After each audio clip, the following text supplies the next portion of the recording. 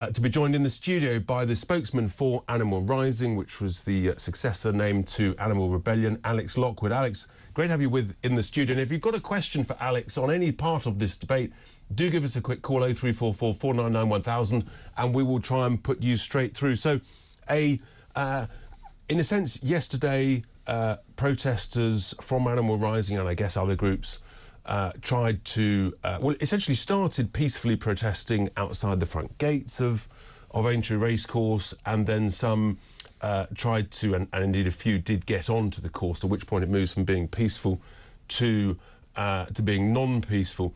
Why is a peaceful protest not enough for them? Why the need to actually try and stop the race? Well, first of all, thank you for having us in this morning. Yeah, peaceful protests have been going on outside Aintree and the Grand National for many, many years, and we don't get to this stage of having the conversation that we need to do about our relationship with animals and the natural world. The status quo, business as usual, isn't working for many, many people in this country, and I'm sure you know that, and I'm sure your viewers understand that. We're challenging that business as usual, particularly about our relationship with animals and the natural world, particularly in the food system, also at racing events, and having that conversation is really, really important. And peaceful protest is very important, but arguably there were some significant changes made at Aintree on a couple of occasions, in particular I think around about 2012, where major changes to improve safety were made. So arguably actually peaceful protest before had worked and been listened to. Obviously the RSPCA has been involved, but they don't see the need to try and disrupt and stop the events. Your organisation has taken it a whole stage further. Do you not think that, given the popularity with which this event is held, I mean, it's an icon within the UK sporting calendar. It's watched globally by many, many people, and in a sense, I think we're all animal lovers. We all want all animals, particularly ones that we care for and breed, such as horses, to be really well looked after. Do you not accept that actually great progress has been made? We can always continue to do better. But surely a peaceful, respectful way to do this is better than actually trying to cause huge protest with possible violence within it. The very slow incremental changes that have happened in horse racing over the last 20 years still see, with awful regularity, horses die, and die in very awful, painful ways, as people witnessed on the TV yesterday. A horse dies every other day in horse racing on the tracks, and that it doesn't even come into account, take into account the training and then the paddocks. And we've had 50 horses die since the beginning of the year. That isn't a high welfare standard. That's a scandal, and I think the British public are rightly aware of that. And we've had a huge outpouring of support for our actions to bring this into the light, shine the light on this. But 5 people die on roads every single day. We don't try and ban the use of roads, we don't ban motor vehicles, we try and make them safer. The right thing surely to do in an industry where actually these animals, not only they're much loved, but they're probably the most cared for horses amongst any part of the equine world. Surely you should work with the authorities to make it better and safer, rather than try and stop it. But we're not for, we don't believe in sort of better welfare when animals continue to be exploited. So, I mean, let me explain. As you rightly say, these horses are loved and cared for. But I'd imagine many of your viewers watching this today may have a family member or a loved one in a care home. And actually, so let's imagine they're really well cared for. Let's imagine then someone walks into that room, forces them out of the window, and they fall and break their neck. I mean, that's horse racing. But hang on, let's be very clear. The horses that are in those sort of races, they enjoy it. They're competitive, because if they didn't, they wouldn't be there, because the trainers wouldn't put them there. They go elsewhere. Horses actually, the horses do enjoy and the proof of that is the fact that fallers from the early fences try to finish the race because they love it so much. Because they're trained. I mean, horses like to run, and they also like to run as packs. So keeping them in individual stables is actually really bad for them. And they like to jump. Yeah, but they don't get the choice. And so they do get the choice, because those that don't jump, they don't go into those races. But so they do get a choice. I'm a marathon runner, Manchester Marathon today. I've done it twice. I get to choose. I don't get whipped, I don't have someone on my back, and I don't get shot if I break a leg. You know, that is the reality of the racing industry. But it's the reality of the way that we exploit animals. Like what we were trying to do yesterday, and I think we were successful in this, is bring into attention, shining the spotlight on our treatment of animals in the natural world. There are many people who are animal lovers who is not an animal lover. Yeah. And that is the issue, isn't it? Are we living aligned with those values in the UK? Because actually, many animals are exploited. 1.2 billion animals in our food system are killed. So is the truth really that actually you don't like animals and therefore you don't want animals to exist alongside humans? Is that really the reality? No, we have the solution that we have is that actually what we need to do is get out of this system where we do exploit animals. We've got the solution of like a much safer, more secure and more sovereign food system without animals in it. And that would actually feed everyone in our country all of the calories, all of the nutrition, and it would free up the land so that we could have more of the wildlife that we care about. So this has really got nothing to do with horse racing or animal cruelty within horse racing. It's the fact that you don't want animals really. Do you want us really to be all vegetarian and vegans? Is that really your objective? I mean, if I had that power, which I don't, I would want to use that power, because actually the crisis that we're facing, like with animals and the food system, is right at the heart of the climate crisis that we're facing and the nature crisis. There's no crisis of the food system. I enjoy meat. I love it. And it's delicious and it's good for me. The food system is a major cause of the climate crisis. What climate crisis? The climate crisis that 99.99% of the scientists across the world have evidenced in the IPCC report and in many other places. It's a whole different debate. There's not a climate crisis. The world is warming. Right? We're 1 degree warmer than the coldest point in the last 10,000 years. We're 2 degrees colder than the warmest in the last 10,000 years. There's no climate crisis, so let's not discuss that. But there is. I completely disagree. And 99.99% of all of the scientists, the climate scientists, also disagree with you. No, that's of those scientists. I know that study that you're referring to. That's of those scientists. There's thousands of studies. That's absolutely nonsense. There's one particular study, and of those who expressed an opinion, and the majority expressed no opinion whatsoever. But the good news is, Alex, we've got Polly on the line from from Telford in Shropshire. Polly, good morning. I hope you can hear me. Have you got a question for Alex? Yes, well, I have got a question for Alex. Firstly, I'm going to say something live on air. I've been fighting the great global warming swindle for 40 years, Alex, so I'm afraid a lot of the hogwash you've come out with is utter rubbish. Secondly, having been a horse owner, I don't even know what to say. What would you like? Would you like all the cows and the horses and the pigs and the sheep to run around in fluffy little fields? The first thing is, if you went to a plant-based diet, the whole lot would be slaughtered. Now, I am absolutely livid, which you can probably tell from the tone of my voice, that this entire organisation is being used to push a multi-billionaire-funded left-wing movement to turn us all into vegetarians and vegans. Now, what's he got to say to that? Polly, great question, which is similar to the question I was just asking. Alex, that's really your objective, isn't it? You want us all to be vegans? What we want is a safer and more secure and sovereign food system. And actually, every piece of evidence that would say that, and I've written a major report on this, says that you would design that with plants at the basis of it, not animals at the basis of it. I enjoy meat. And I'm sure you do. And the vast majority of the country do. What right have you got? What right have you got to tell me what I can and can't eat? No, but I'm not telling you. What I'm doing is trying to raise the question so we can have a debate about it, because we really need that debate. So just to answer your callers' questions, and all of those animals that you say will be slaughtered, they're going to be slaughtered. What we're asking for, and the industry would like us already to think that they're all running around in fluffy little fields, but that isn't the truth. They're mainly kept in huge industrial sheds.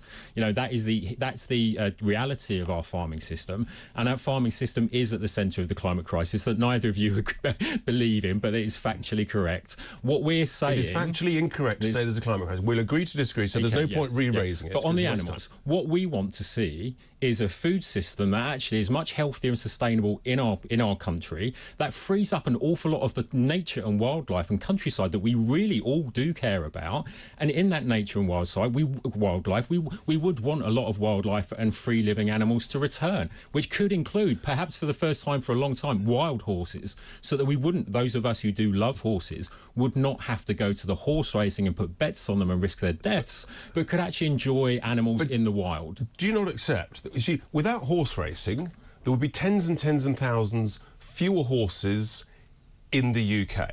Tens and tens of thousands fewer horses. There would be far less research into animal welfare through veterinary research, which is all paid for privately by the people in the industry, from which we learn and make progress that helps all animal welfare. Yes, but again, it comes back to this point of welfare. Welfare is an incremental improvement in the lives of animals within an exploitative system. That's not what we're about. We want to end the exploitation. So we want to move to a system where, if they're over time, perhaps what I would love to see is the betting industry that makes huge amounts of money off these races. I agree with you on that. Yeah, put that money into retiring these horses, because some of them don't get that. You know, the ones who stopped being productive, 2,000 horses ended up in slaughterhouses in the UK last year. 55% of them had a racing passport. Now, that is a scandal that the horse racing industry doesn't want you to know. That's a whole separate issue, but they certainly shouldn't end up... Are you saying they're going into the food chain? They're going into the slaughterhouses and they're going into the food chain. Maybe not for those of us in the UK, because we don't eat horses. As I understand, that's abroad. illegal, but that's an interesting point. Polly, that's a great call. Thank you very much. I've got another caller here, Alex, from Lambourne in Berkshire, which is obviously an epicentre of the racing industry. Cleo, good morning to you. Good morning, Richard. Have you got a question for Alex, Cleo? No, I said to your screener, I don't have a question. I actually was just calling. I actually agree with his points. I live in Hungerford, Berkshire, by the way, not Lambourne, right. Not in the horse racing area. But yeah, I mean, I'm just looking at, I'm a member of World Horse Welfare. I'm just looking at their website now, and as he said, an awful lot of horses. There is a huge illegal trade in shipping horses out of the UK overseas for slaughter, and the conditions they're transported in are absolutely barbaric. And I mean, I'm not in any way extreme in terms of animal welfare, but I think if you talk about the Grand National, for starters, why can't they just lower the fences? You know, I mean, everybody knows it's the most dangerous course in the world. Horses don't need to fall and die on that race course. But I actually, with Alex, I have a huge problem with the whole industry, because as your caller before Alex came on was saying, most horses don't make it into this very select group who are race horses. An awful lot are shipped overseas, an awful lot end up with a terribly miserable life. And in the UK, we just have a huge problem with animal welfare. We actually, I don't know if you know, we probably do know, we have an animal welfare minister, and honestly, I don't know what he's doing, because there's horses, there's also farm animals, also pets. But we've also got the RSPCA, but actually, let's just remember, Cleo. Yeah, I'm not a fan of the RSPCA, Richard. I mean, they put down Cleo, an awful lot of animals so they did year. actually... They did actually change the fences back in 2012, I think it was. But clearly not enough. Otherwise, 3 horses wouldn't have died on the course this way. So would you accept flat racing then? Well, let's in your view, just scrap the fences. What about flat racing? Do you like flat racing?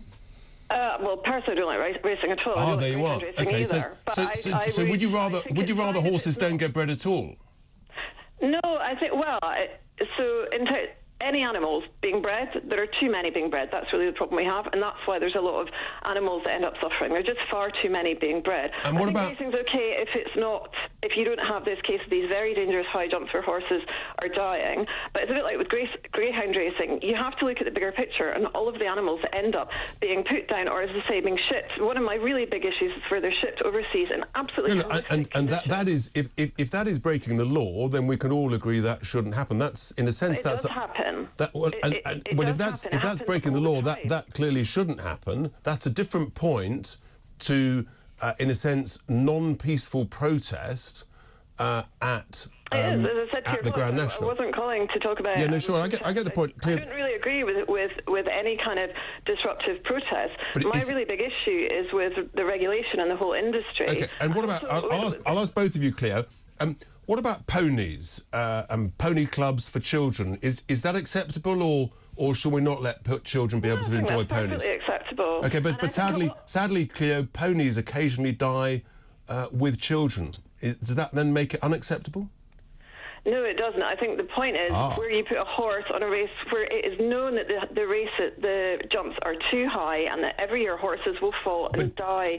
But children with ponies go around show jump courses in rings and are watched by people. So and sadly, occasionally some of those die. Used to do those, and they're very tightly controlled. So I think accidents happen, but I think that's very different accidents happen from the Grand National, where we know horses will die every year because we know the jumps are too dangerous. Well, actually, they don't die every year. There have been 16 deaths in the last 23 years. But Cleo, thank you so much indeed. Time is racing on. I've got one more caller I can take from Wiltshire, where Francis is on the line. Francis, good morning. Good morning, Richard. Hi, have you got a question for Alex? Yes, I do.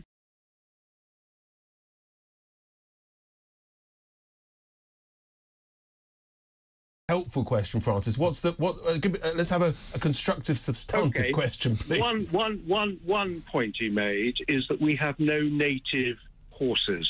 Yes, we do. We have native ponies. Welsh, Exmoor, Dartmoor. So he talks nonsense for starters. Okay. And everything he says is nonsense. Francis, I'll let him reply. Thank you very much for that question about Welsh ponies, native ponies. There's obviously ponies on Dartmoor and New Forest ponies and things. Yeah, absolutely. Thank you, Francis, for phoning in. We do have wild animals in this country, including ponies. We've lost around 60% of our wildlife over the last 70 years since industrialisation. A large part of that is land use and land clearance. A large part of that is animal agriculture. What we need to do is have this big conversation about how we relate to animals in our natural world. And actually, if you zoom out, that's what we've been trying to do, start this conversation. Because we absolutely love our countryside here in the UK. So all your viewers would, and we do as well. But we're not having that conversation enough. What about you don't seem to protest at camps of travellers and gypsies where horses and ponies are tied up on very short leases. Why aren't you complaining about that? I mean, personally, I find that very uncomfortable. But you're not protesting outside those camps? Because that wouldn't, we need the big national conversation. And so we look at the national institutions like the Grand National that itself needs to be retired. And we really... So what about eventing? Which goes on places like Badminton and Burley. Would you ban that as well? We would see an end of the exploitation of all animals. Right. So those would go. Yeah. What about the household cavalry, royal ceremonies? Yeah, no, I'm glad you brought this up. Actually, would you ban the household cavalry? We were talking about this last night because my grandfather was in the Coldstream Guards. One of the big old bear hat wearers. And I've had these conversations with him when he was alive. And I had family in the cavalry out in Germany. And what we would do, yes, is say that. We're living in 2023. We don't need to use these animals in the ways we do. They're old relic. It's rituals and institutions. We need to move on and address the things that are facing us. So we're clear, though. Yeah. If you have no racing industry, no eventing industry, no household cavalry, you'll have no horses. You'll have very, very fewer thoroughbreds, but there are in this country a huge amount of, for example, sanctuaries, horse lovers who want to care for and provide sanctuary to those animals. No one's going to breed them because you can't use them for anything. But the definition of breeding is forcing an animal into life for profit. Right. That's what breeding is. Okay, so we're against that. Yes, yeah, so you essentially accept that you want us all to be vegans and vegetarians and that horses will die out completely because no one will breed them, and you basically get rid of horses. There's about 250,000 horses in the UK, so you're happy for them all to die and not be replaced. That's really your objective. Our objective is to have a proper conversation about our relationship with nature and the animals who live alongside us on this time when we are facing urgent crises. What we really, really need is to address the ways in which we... So no horses. What about cattle and sheep, just so we're clear? What we're doing is bringing attention to the fact that we exploit animals and they suffer.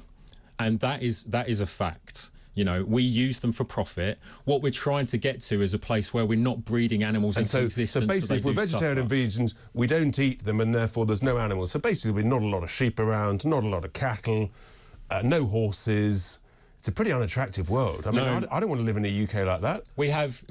What we are looking at is rewilding the rest of the nature of land. Alex, that's another whole big debate, but time is against us because we are racing towards the top of the hour into our third hour. But Alex, absolutely fascinating.